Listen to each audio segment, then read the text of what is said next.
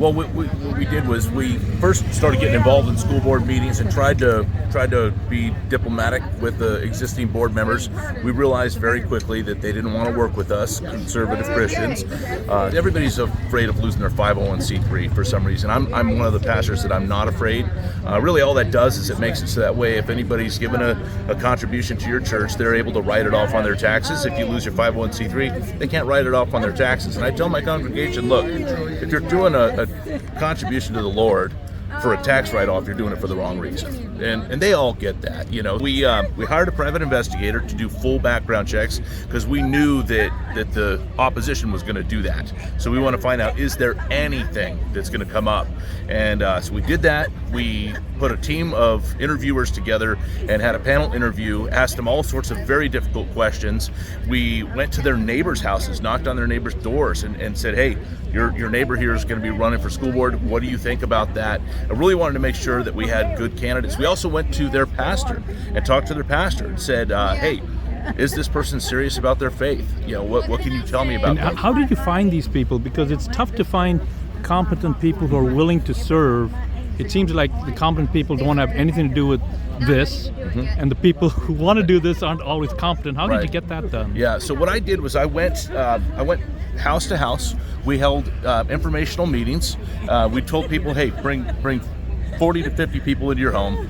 We'll have a meeting. We'll explain what's really going on in the schools, and we'll tell people how they can get involved. And one of the ways is they could run for school board. We were able to find some incredible candidates. We've got former military. We've got Harvard graduates. We've got guys with PhDs that are very highly educated. We got some really good, strong conservative candidates that were willing to step up, and we're really blessed because they did a lot. Especially I have to highlight Temecula, California, because that's the one that was in national news. Everybody was hearing about Temecula because Governor Gavin Newsom was calling us out by name. He was threatening to sue the school district. He was threatening to remove funds because we said no pornography for the children. We're not going to have pornography. Talk to me about that, because you did a number of dramatic changes. So fast forward, you got your candidates selected. How did you get the people to vote for them?